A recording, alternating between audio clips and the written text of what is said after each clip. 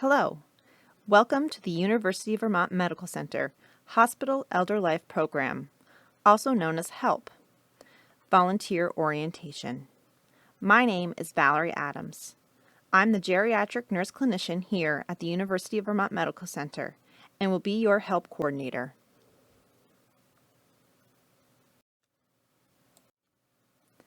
I want to first start off by saying thank you for choosing to be part of the HELP volunteer program. Volunteers play a crucial and central role in this program by carrying out program interventions directly at the bedside. So what will we be covering?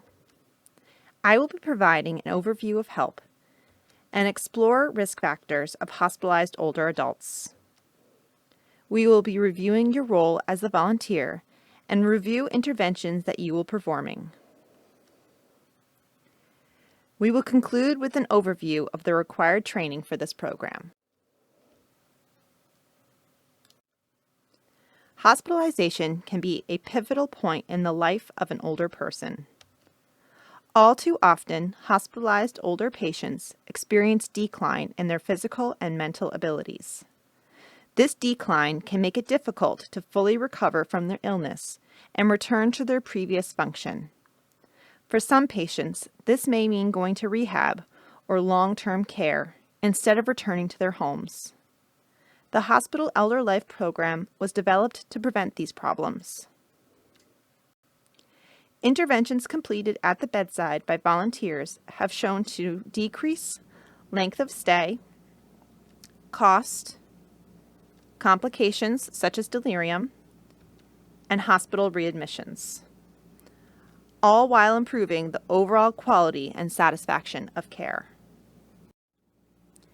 One of the primary goals of HELP is to prevent confusion from developing and reversing it when it occurs. Older adults who show no signs of confusion at home commonly become disoriented and forgetful in the hospital. Illness, an unfamiliar environment, new medications, it all can take a toll on the body and the mind. Confusion that occurs in the hospital is often diagnosed as delirium. So what is delirium and what makes it different than other forms of confusion? Delirium is an acute change in mental status with a fluctuating course due to an underlying medical condition. The person loses their ability to maintain or focus their attention, and thoughts are disorganized. Delirium is categorized into three levels of consciousness: hyperactive, when the patient is vigilant or agitated; hypoactive, when the patient is lethargic, in a stupor or coma; and mixed, when the patient can show symptoms of both, waxing and waning between the two. Why is it so important to prevent delirium or reverse it as soon as possible? Because delirium has lasting effects on patients' long-term cognition. In both patients who previously suffered from a cognitive impairment, such as Alzheimer's, and those who haven't. This chart compares patients who all had a surgical procedure. Those patients who suffered delirium post-surgery is demonstrated in black. The patients who didn't develop delirium post-surgery is demonstrated in white.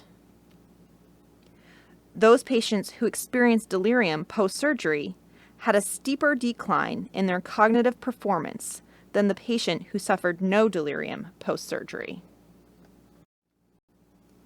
The volunteer's role is pivotal in the management of delirium. Volunteers help to create a friendly hospital environment by providing sympathetic support, encouragement, and companionship to older patients and their families. In addition, volunteers provide specific assistance in 4 volunteer intervention programs: Daily Visitor Program, Feeding Assistance Program, Early Mobilization Program, and Therapeutic Activities Program. The Daily Visitor Program provides communication and socialization to prevent mental confusion through the technique of orientating communication. Orientating communication is designed to provide the patient with information that they need to stay mentally aware of reality. You will become proficient in orientating communication at the completion of your training. The Feeding Assistance Program is focused on improving the patient's nutritional status. Through basic interventions of companionship, encouragement, demonstration, and setup, volunteers will improve nutrition and fluid intake. Bed rest interferes with the function of major body organs and leads to deconditioning. This deconditioning happens rapidly. The Early Mobilization Program's goal is to prevent serious complications of decreased mobility. Therapeutic activities restores a sense of normalcy. Positive activities will boost self-esteem, encourage socialization, and provide mental stimulation. One or more of these intervention programs will be assigned, providing the building blocks for better health and wellness. Training provided will teach all the necessary skills to serve as volunteer for the program. Classroom learning will be at the core of your training. Hands-on learning through didactic instruction, role-playing, and group discussion of case studies is designed to provide you with meaningful training to support your work. Towards the end of your training, you will be partnered with an experienced volunteer. Partnering with an experienced volunteer provides you with the support and practice to build on the skills you learned in the classroom. All along the way, you will be evaluated. At the completion of your training, you will be on your way to making a difference in someone's health and hospital experience.